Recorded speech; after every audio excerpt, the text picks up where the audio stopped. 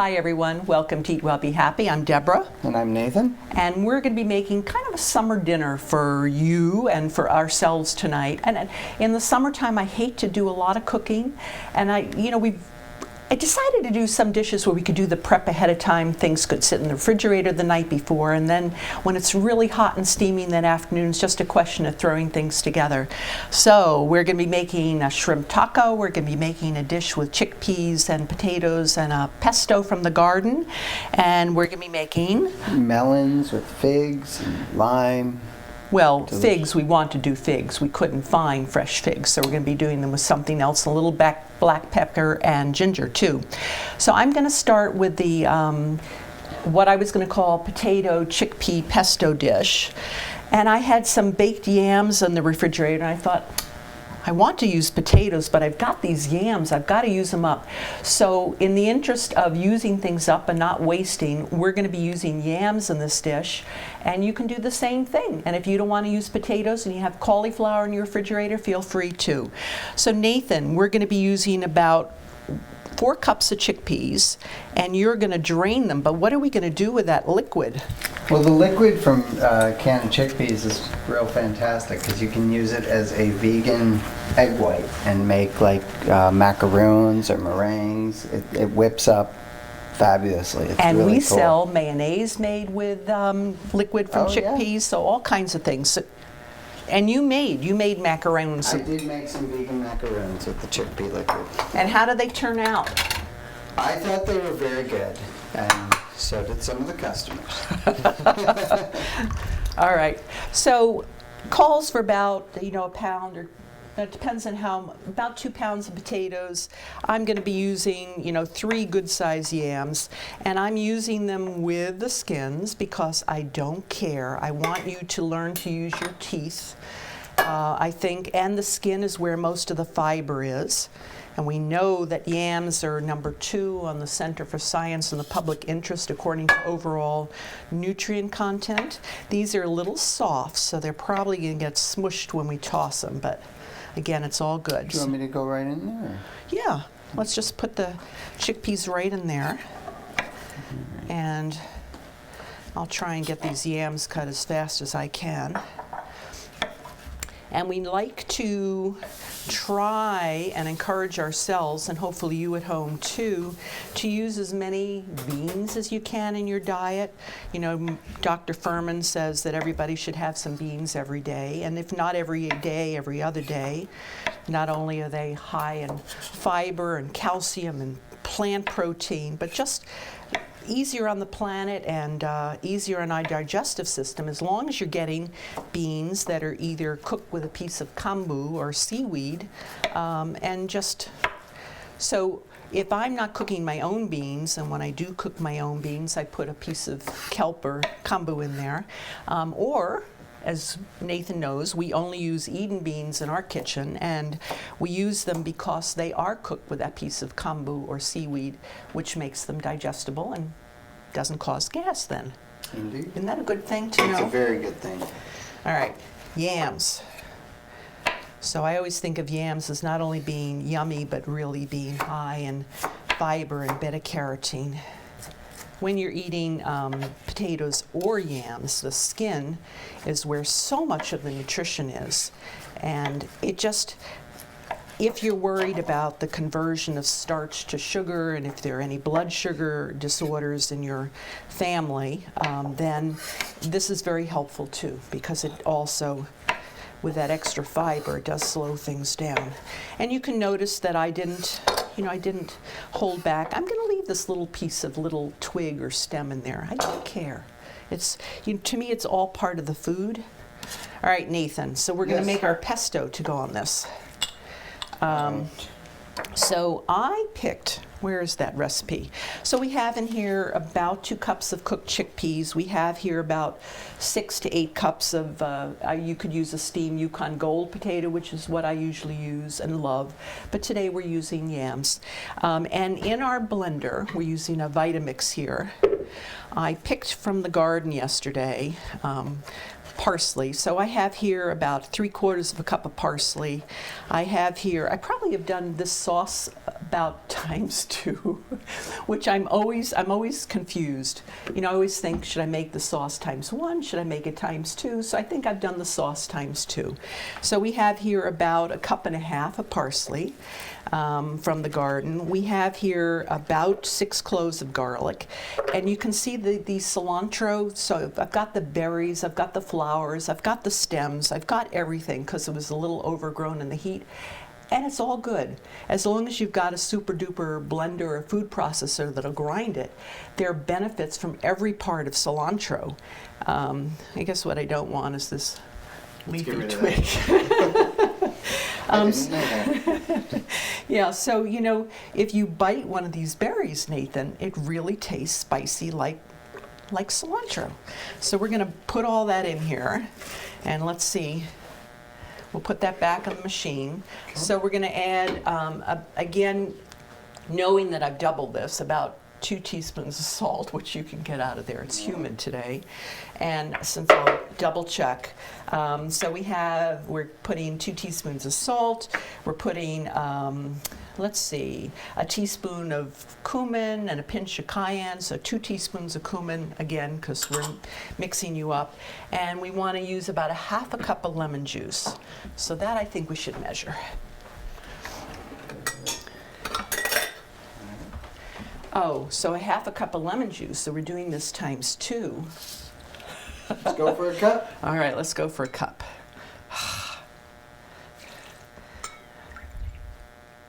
All right, so there's our lemon juice. And the original recipe calls for about 1 cup of tahini, and we're going to obviously use 2. And I am using a whole tahini here. Okay. Let's dance that way. Yes. So the reason I'm using a whole tahini is because it's made with the hulls. And anytime you're using a sesame tahini and it's a light color and it has no hulls, I challenge you to read the nutrition facts on the side. You'll see there's no magnesium. There's 2 to 3% of your daily calcium. When you're leaving the hulls on, you're getting 1/3 your daily requirement of magnesium, getting 1/3 your daily requirement of calcium in a form that is easily absorbed and assimilated. So we want about 1 cup of tahini, and this, so 2 cups for our purposes. I'll let you just get it out. And I would say that whole container will probably be about the amount we want. And then we're going to use about 1/4 cup for you at home olive oil, and that means 1/2 cup today. And if I'm confusing you, I'll try and say the amounts at the end. So make sure, again, you're using the real deal for olive oil. Okay. And by that, you know, there's so many, been so much written about bogus olive oils these days, and I've talked about it a lot on the show before too.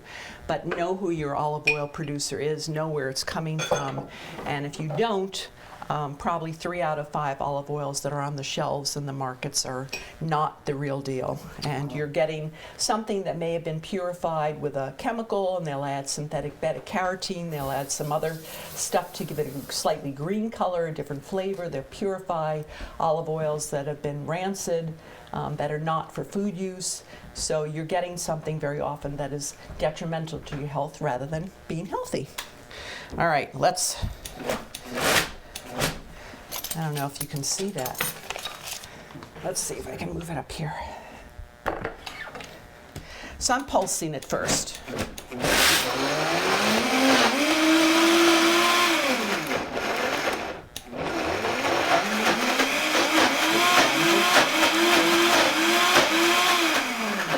But I'm going to see if I can do it without it. All right. I'm not going to use the plunger. I'm going to suffer. All right.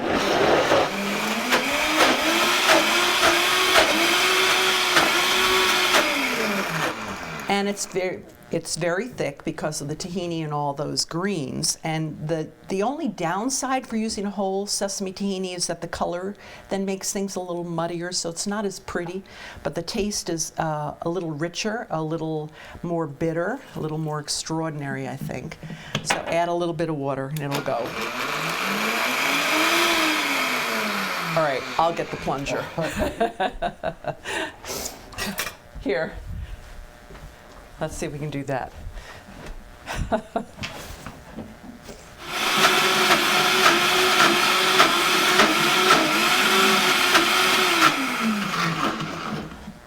Okay.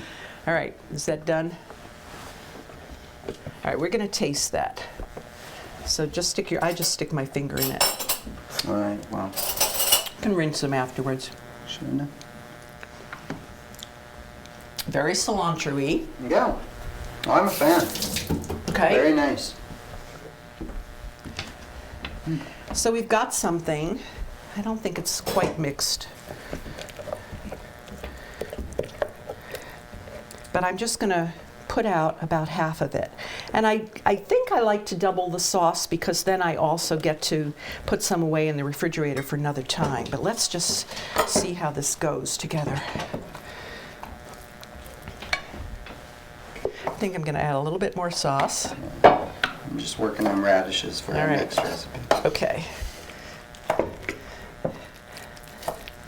right. And untouched by human hands, as they say. All right, so I think I'm just going to wipe this dish around. And I would think that this is a good picnic dish to complement, chicken or burgers, or today we're going to be making tacos for you. And I'm just going to put this aside for a minute.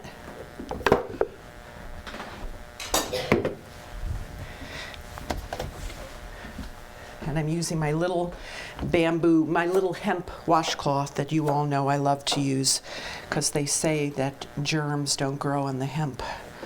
And I just love it. I think I'm going to get something to garnish that, Nathan, and then we're going to call that one a gonzo. All right.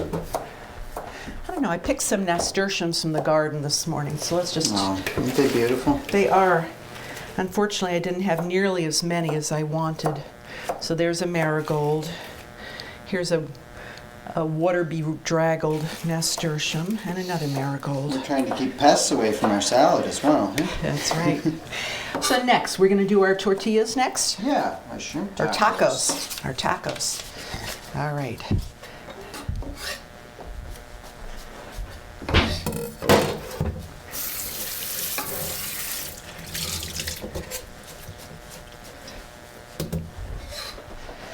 So Are all these from your garden?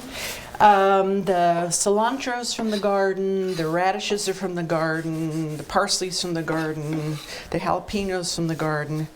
But it's a little early in New England for a lot of things, even though it feels like summer already.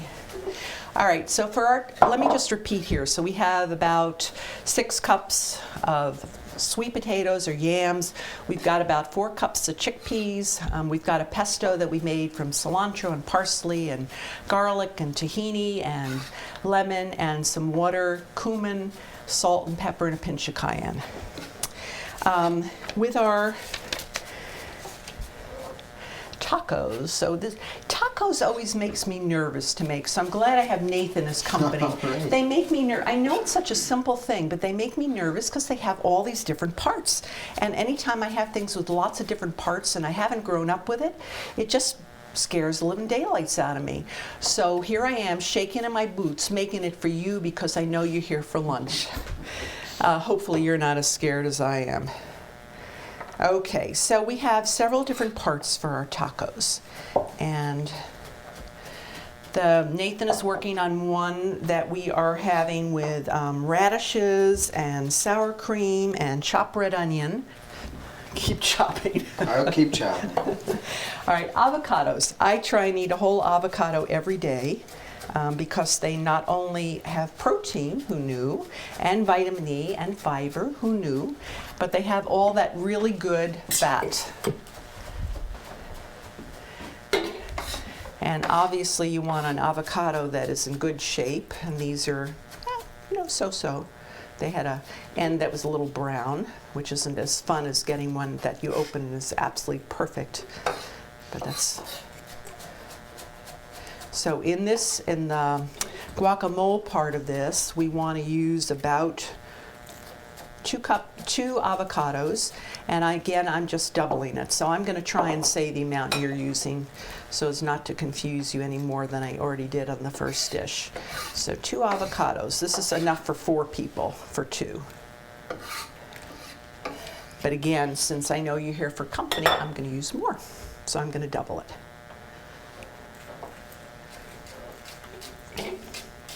I know that, oh, that's not a very good one. It's very hard to tell with avocados, isn't it? It is. And if I weren't hurrying now, I would put that one right back in the fridge and save it for smoothies, because in the smoothie you don't see the discoloration, or I'd make a salad dressing or even a dessert with it. Wow, Nathan, you're chopping that so beautifully. Well, thank you. He's really doing a great job. I act surprised because Nathan's claim to fame is as a terrific baker. All right, let me just rinse my hands.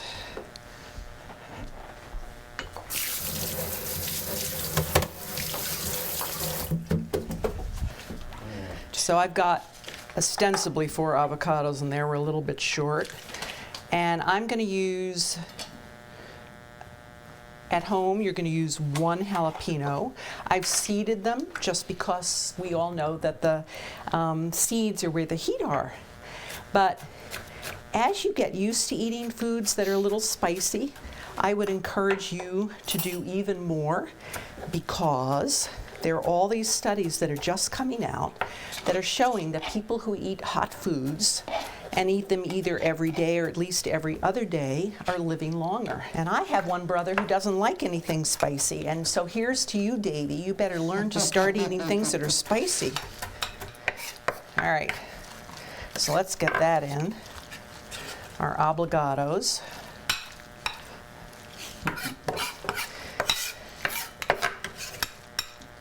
And I have never lost my garlic press. So I have no idea where that little puppy is right now. So I'm chopping these garlics, which I don't like. I do like to press it because I think the flavor is permeates everything much better. So garlic, as we know, is one of those foods that's been used for thousands and thousands, probably since the beginning of time, since someone first pulled a bulb out of the garden. Just helps with everything under the sun. And if you're worried about smelling from garlic, then just have a little liquid chlorophyll in your water each morning, and then you won't smell of garlic at all. Really? Really? Huh. Interesting. Well, that's why they say to chew on a sprig of parsley. But the parsley doesn't work nearly as well as the liquid chlorophyll because that's a concentrate. All right, so that has to be it for the garlic.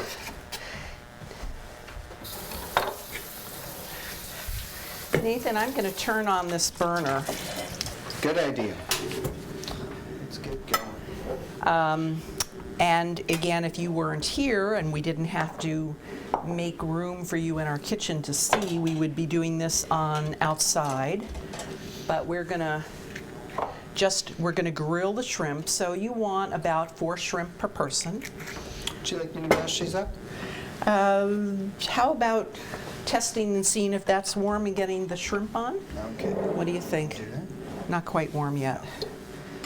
So again, when you're doing shrimp or any seafood or meat or anything like that, make sure you're getting the best quality. So don't get the shrimp that, if you are getting shrimp even from your fishmonger and he asks them if they're coming from frozen shrimp, and if they have, ask to see the label. Just make sure you're getting ones that don't have sodium triphosphate, which they just inject or spray the shrimp with so that they'll hold water, and it makes them slimy. So if you've ever been to a restaurant, you've gotten shrimp and they're slimy, you know that those are not the kind of shrimp you want to have in your home. I'm chopping here at home you want about 1/4 cup of cilantro. And I'm using some of the stems, which I'm trying to make a little finer so that you won't be biting into just a stem. Ready? We're getting close. All right. Aha. All right, what else are we putting into this? Where's our little recipe for the... Some lime juice? Yeah, avocados, lime, yes. So we want about... about 2 tablespoons of lime. Since I'm doubling it, I'm gonna put, but I'm -1 avocado. See all the stuff that has to go through your mind in the kitchen? Okay, we're definitely ready now. Okay, you do that. I'll put in 1, 2, 3 tablespoons of lime. And then we're gonna be putting in a little bit of salt. And I'm using a good salt. This is a Himalayan salt. I only put in about 1/2 teaspoon.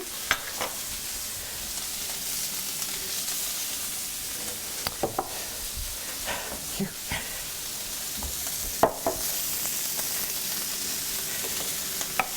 And I'm gonna mash. This is my Grandma Sarah's masher, and I like it because it has kind of rougher edges, so it grabs the food better. I haven't seen any mashers that don't have smooth edges nowadays. All right, let's... May I use these tongs? That's what they're there for, honey bunch.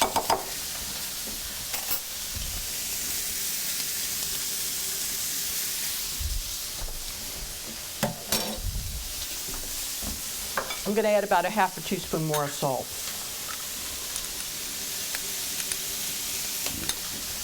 But it has plenty of spice.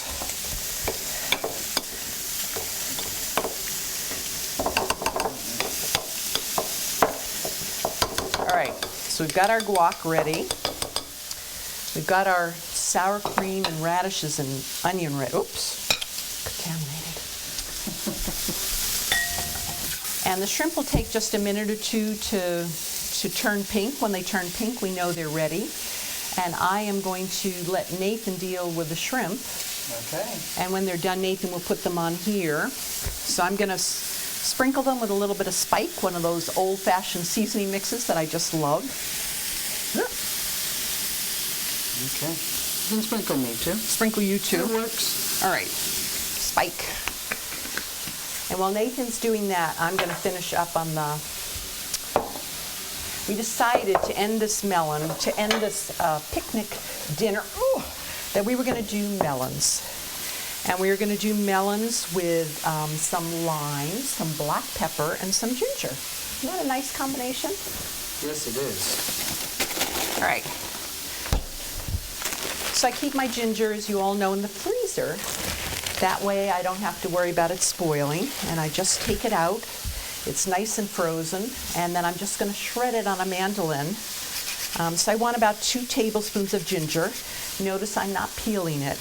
So I want about 2 tablespoons of ginger, and I have in here a melon and a half, and I'll see if I have time to cut that other melon.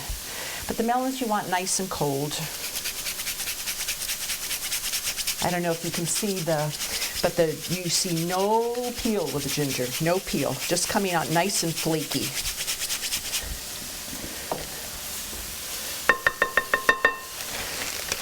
And back into the freezer this goes for the next time.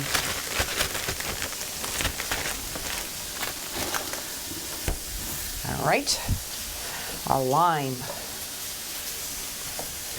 I just love the kind of the clean scent of limes, particularly in the summer. So about juice from a lime. We've got the ginger, and I'm going to put in a little bit of black pepper as well. So I'm going to put like a whole teaspoon. Live dangerously. My mother always used to say, make sure you get some black pepper every day, because it has chromium, and she would say it's really good for stabilizing blood sugar. Now, when I served this to Adam and Vina, my son and daughter-in-law, last Sunday, they thought it needed honey. They didn't like it just plain. And they felt with the, Vina was saying in India and Ayurveda, that with black pepper and ginger, they need a little sweet. So I'll take their suggestion, and I will add about 2 tablespoons of honey. Again, make sure you're using a raw, unfiltered honey. Did you like it without the honey?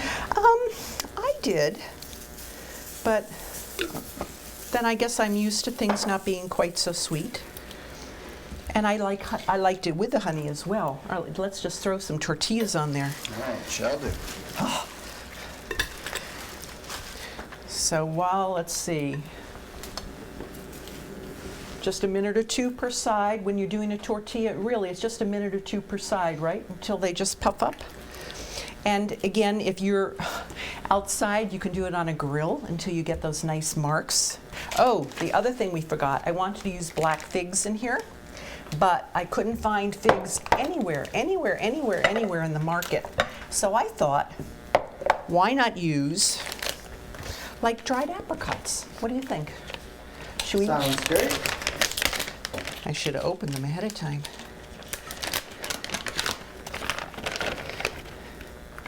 All right, so let's try some dried apricots. For color and for that pop of sweetness that we just added the honey for. But let's just try that. And Nathan, Yes. do you want to assemble a couple of these? Start assembling a few. All right, so for a taco, I'm putting them on here. So for a taco per person, you theoretically you want to slice the shrimp in half lengthwise or chop them, but we are running out of time, so we're just gonna put some. Want help? No. Sure. You can't have it. I need to finish this. You finish that. All right. Oh, Nathan. Shrimp. Should we put? Lovely Why don't we? avocado mash. And Why don't we put the sour cream on there first, maybe? Okay. And Shall do. so with tacos, it's all about how you want to do it. So I'm hoping that you'll just have fun with it and you'll play with it. But ideally, you want something a little creamy that'll hold the shrimp in place, or maybe it's just the reverse. Maybe it's the guacamole first, and then the shrimp, and then the sour cream. I don't know. We got lots of creamy textures here. All right. It'll all work out. And I just love the look of the melons. All right, so we are just about done. Okay. Plopping. Throwing some shrimps on. We'll just put 2 on each. Oh, you making them all now. Oh, let's just do for the plate. Okay. Here. Another shrimp. Let's put some guacamole. Oh my gosh, this is like a mad race. I don't know. Do they get folded now, Nathan? You can fold them. All right, we're going to fold them. I'll just fold them in half as this one goes. All right. You want to take a bite? Yeah, I do. I want to see if Nathan keels over Thank you. or whether he survives, and then I can show. I get shrimp in that bite. So All right. here we go. So while Nathan is biting, I'm going to say we've had a great time making a mess in the kitchen for you. So we've made a shrimp taco. How is it? It's quite good. How's the radishes? The radishes are a really nice touch. Cooling Mm-hmm. and spicy from the jalapenos. We've made melons with black pepper and ginger and some dried apricots today. And we've made a dish with chickpeas and potatoes and a pesto, I don't know what to call the kind of sauce we made from the garden. But we hope you get out to your garden. We hope you pick your weeds, make yours with dandelions, make it with anything you like, and come visit. We'd love to hear from you. And that's it. Nathan and I want you to Eat well. and be happy, or else.